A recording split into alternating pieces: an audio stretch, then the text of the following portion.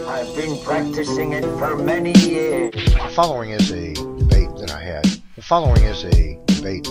Not long ago with a couple of evolutionists. If you listen to this debate, I would ask you to pay attention to something. Pay attention to how the evolutionists have faith that time is the hero of the plot.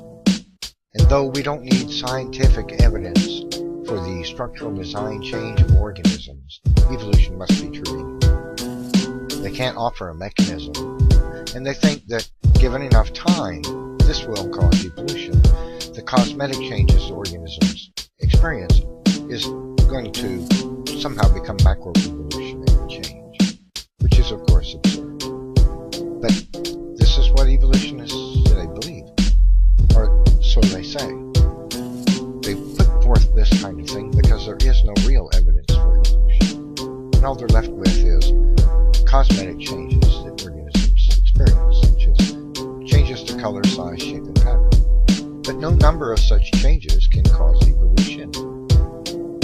But anyway, it's interesting to see how they put their faith in an absence of evidence, and then argue that things that cannot cause evolution is exactly what evolution is. It's downright funny. Anyway, I hope you enjoyed this. Now, hey, hang on, NephilimFree. Yeah. May I record this call and use it for a YouTube video? Sure. Thank you very much. Now, everything is evolution. Everything is evolution. No, nothing is evolution. And actually, Neff is right about that. Boom, answer his question. No, right, everything change. How things change is really freaking simple. Everything how things change is really freaking everything change. How things change is really again, you have a very long period of time, and I understand you're saying that the human mind can't comprehend it, but please listen. Small, minute, even an ocean can be divided by each individual drop that goes into it. So you have a drip over billions of years. You will eventually turn it into an ocean. We don't have evidence that deficients are strictly beneficial. The overwhelming evidence in genetics is that mutation causes weakness, deformity, and death.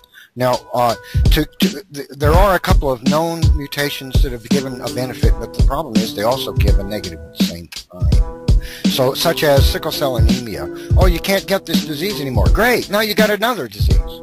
So even that's nonsense. So the overwhelming evidence is that mutation is degradatory. 1 out of 1 to 2 million mutations could possibly be considered beneficial, and they seem to always drag along with them something negative. All you need is one. No, let me finish. Let me explain why.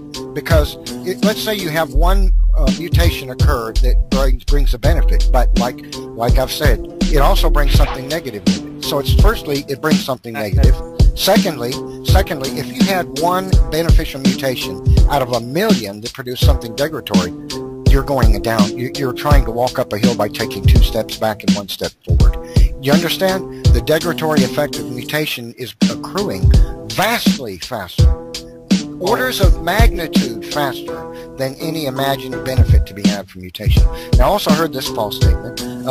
There is a continuous input of new information in organisms. That's false. We know of no example of new information being produced by random mutation. There are 2 kinds, basically, of mutation. There's random genetic mutation, and then there's programmed translational frameshift mutation. That's processing.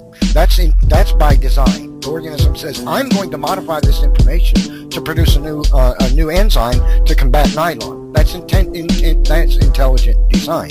But now, this idea that random mutation produces new information is not supportable by science. There is no evidence that organisms acquire new genetic information.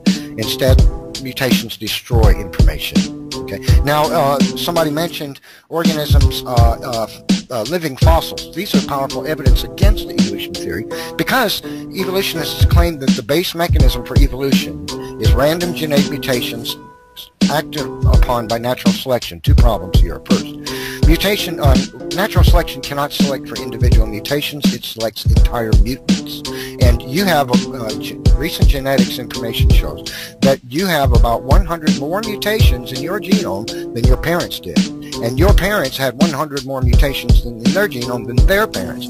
We are accruing damage to our genetic material because of mutation at a rapid pace. This means man cannot have survived for hundreds of thousands of years. We would have been extinct already because of what we observe about the negative effects of random mutation. Now, the thing about living fossils is this. Since all organisms experience random mutation, no matter what ecological niche they're in, whether they live at the bottom of the ocean, whether they live on the surface of the earth, or whether they live in a burrow inside the earth, they all experience random mutation. There cannot be such a thing as a living fossil. There could not be, if evolution were true and random mutation was the base mechanism for it, as evolutionists claim, there cannot be such a thing as an organism that's not changed in 400 million years, like the coelacanth. It cannot be, because they experience the mechanism, the imagined mechanism of evolution, the random genetic mutation. Now, if random genetic mutation was the mechanism of evolution, there cannot be anything that has not changed because of that mutation, according to evolutionists. So living fossils, the tens of thousands of species that exist today and are unchanged in the fossil record from their living counterparts, are evidence that the evolution theory claim that random mutation causes organisms to mutate and become and morph into new kinds of life is false. Tell me who the hell the God is. Tell me who the hell the God is. Drip, drip, drip, drip, drip, drip, drip, drip. The following is a